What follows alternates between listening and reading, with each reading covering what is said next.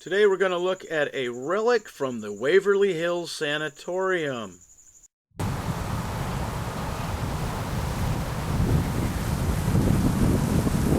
Hi everybody, Beanmeister22 here. Yes, skeptic for hire? No, don't hire me. Sanatoriums, insane asylums, old hospitals are rumored and suspected to be some of the most haunted locations in the world. Why would that be? Well, first off, if for no other reason that the number of people who have died there could have certainly left some imprint on the fabric of reality. But then there's also a darker explanation, and that comes down to how medicine used to be practiced and the type of people who practiced it, resulting in nothing short of torture of the patients, inmates, or residents who resided there. And if you believe the possibility that if something really horrible happens in a location, that there will always be an imprint of that wickedness or evilness or incident, then it's not a far stretch to say that a relic from that location could also have some of that, finger quotes, infection or infectiousness to it attached to that relic.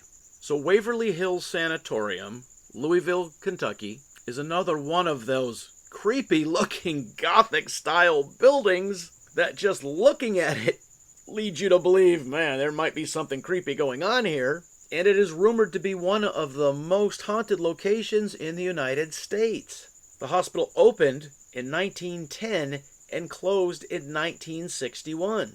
It was opened as a hospital for tuberculosis patients, and it was built to accommodate between 40 and 50 patients.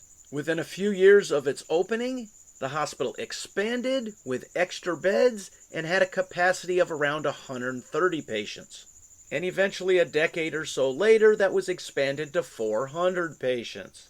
But make no mistake, that number of 400 patients is far less than the number of people or patients who have died there. Once again, making it a location that enough death and trauma occurred there to make some sort of imprint on the fabric of reality. Now, over the years, people have claimed to see ghosts or other paranormal activity there. Could it really have happened? Well, maybe.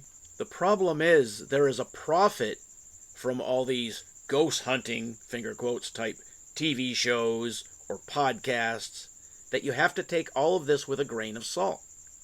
Now, if you go back 20 years or 30 years and look at some of the reports of paranormal activity or unexplained phenomenon there, I would definitely hold more credibility to that, because that was still in an age where people were dismissed for making claims such as that. Nowadays, everybody wants to be famous. They get a camera, they go into an old thing, a bat flies by, they say, "Ooh, I saw a ghost, I feel creepy, it's cold." If there ever was any credibility to the art of ghost hunting, modern society has pretty much ruined that.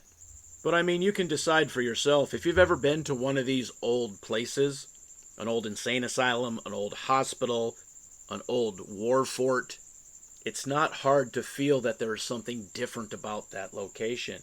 Is it self-imposed? You're saying this is a creepy place, therefore I'm going to be creeped out? Well, maybe. Alright, so what do you think? Have you ever visited a creepy location? Leave your comments in the comments section. As always, thanks for watching.